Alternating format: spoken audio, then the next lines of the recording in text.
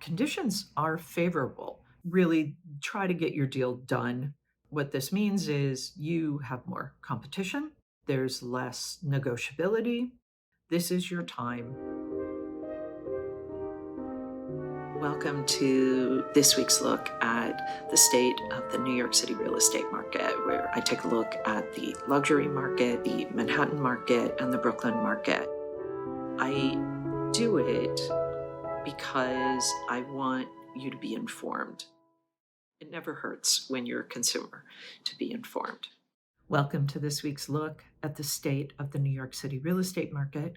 I'm going to be bringing you the very latest news on what's happening in the luxury market, the Manhattan market, and the Brooklyn market. This is for last week, the week of April 3rd to April 10th. We're going to get started, as we always do, with the luxury market. There were 22 contracts signed last week. That is 12 fewer than the previous week. Condos outsold co-ops 15-5, and there were 2 townhouses in that group. The number one contract in the luxury market was 92W at 217 West 57th Street. It was a sponsor unit. It was asking a little over $19 million. This unit refers to the 92nd floor, but it's really the 62nd floor. The building has 98 stories, but the sponsor apparently has inflated the floor numbers for marketing purposes. This unit has nearly 12-foot high ceilings and almost 3,100 square feet. That includes 3 bedrooms, 3.5 bathrooms, a 29 by 23-foot living room with windows on 2 sides featuring sweeping views of Central Park and the Hudson River. The building is called Central Park Tower. It is a 1,550-foot tall skyscraper with 179 units. This building started marketing in 2018 as the world's tallest residential building. It has over 50,000 square feet of amenities that include indoor and outdoor pools, a fitness center, children's playroom, and a clubroom on the 100th floor, which is actually the 68th floor. That includes a ballroom, a bar, dining facilities, and a cigar lounge. We've talked about this building before. Pretty interesting building. Anyway, the number 2 contract for last week in the luxury market was 15D at 50 West 66th Street, asking $11.875 million. It was raised from $10.9 million when the condo started marketing off of floor plans last summer. It has almost 3,900 square feet, including 5 bedrooms and 5.5 bathrooms. Amenities include doormen, a fitness center, indoor lap pool, an outdoor saltwater pool and jacuzzi, basketball and pickleball courts, screening room, game room, bike room, and a dog washing facility. We're going to talk now about the quick stats for last week. Total weekly asking price sales volume, 155,687,499. Average asking price, 7,076,705. Median asking price, 5,995,000. Average discount from original ask to last asking price, 3%. Average days on market, 473. Okay, that's it for the luxury market. I'm going to move on now to the Manhattan market and then the Brooklyn market. And then I'm going to sum everything up for you and give you my takeaways for best strategies for buyers and sellers for where we're at in this market.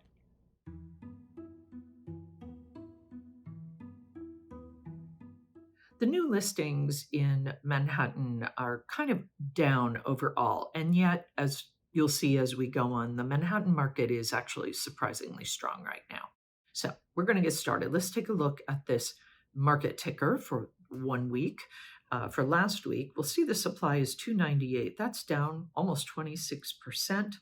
Contracts signed 223, down 18%. Off market 145, that's up almost 20%.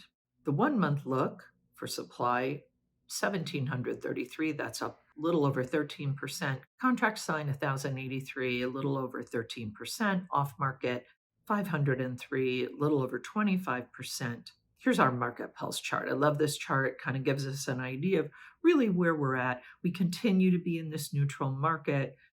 We are actually really in a surprisingly good place for Manhattan, certainly compared to Brooklyn. We're going to look at that in a minute, but Manhattan is for the spring market. We're kind of compared to last year and the year before, it's certainly quieter, but we're really holding steady and the supply and the demand are kind of equal. So that is keeping us kind of in this neutral market. If we look at the liquidity is almost 1100 and that is right around seasonally where we should be. So we are surprisingly strong, and that actually is great, certainly from where we were. I always like to share this optimal time to list chart because I think it's important for sellers to see. Let's call it even March, April. The spring is the best time of the year to be selling. So, sellers, if you really want to be selling, this is your time barring any really seriously bad news, really try to get your deal done during this market. We should be good until the end of May, probably maybe a little bit into June, but don't miss this market. You don't want to be hanging around in July and August. Taking a look at the Manhattan supply, we see that the supply is probably mirroring at this point 2022 levels. As we take a look at this demand chart, we see that the pending sales are increasing and they should continue to increase as our busy spring season continues.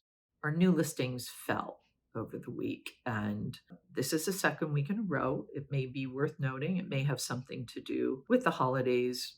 Hard to say, but we're going to keep an eye on that. Contracts signed fell off slightly for the week. They're staying within the seasonal uptrend, but again, that may have had something to do with the holidays, spring vacations, things like that. We're going to keep an eye on that as well. That's it for Manhattan. We're going to shift over now. We're going to take a look at Brooklyn, and then I'm going to sum it all up for you. Remember last week I said Brooklyn is a little pokey in its recovery? Well, it continues to be a little pokey. It's still good, just lagging behind Manhattan. As I said, Brooklyn was absolutely out in front over the last few years, and Manhattan was the pokey one. But now Brooklyn is the slow one to recover. That being said, we're going to go through these charts. The performances in Brooklyn are not terrible. We're definitely seeing some signs of life. We are seeing inventory and we are seeing contracts being signed. It's just a little slower. We're just not seeing as much as we would have hoped to have seen, and we're not seeing as much as we're used to seeing. So we're going to start with this 1 week look at the market ticker for the supply, 178. That's down almost 11% for the week. Contracts signed 130, down almost 26%. Off market, up almost a little over 31%. Let's see what the 1 month look looks like. Supply 887 for the month, up 20%. Contracts signed 661, up almost 31%. Off market 291, almost 28%. If we take a look at this market pulse, again, neutral market, but a little more suppressed than what we see in Manhattan. The liquidity pace, again, 30-day moving window of contract activity for the Brooklyn market, 661. That is still very respectable, not as impressive as Manhattan. However, still good, and we'll take it. The supply. The inventory, again, ticked down a little bit. The supply remains a bit lackluster, or to use my word, pokey. The demand, the pending sales inched a little higher. The buyers are out and about and signing contracts. Let's see if that increases in the coming weeks. The new listings pace took a little bit, notched a little lower. So again, we're not seeing lots of new things coming on the market. Contract signed also ticked back down a bit.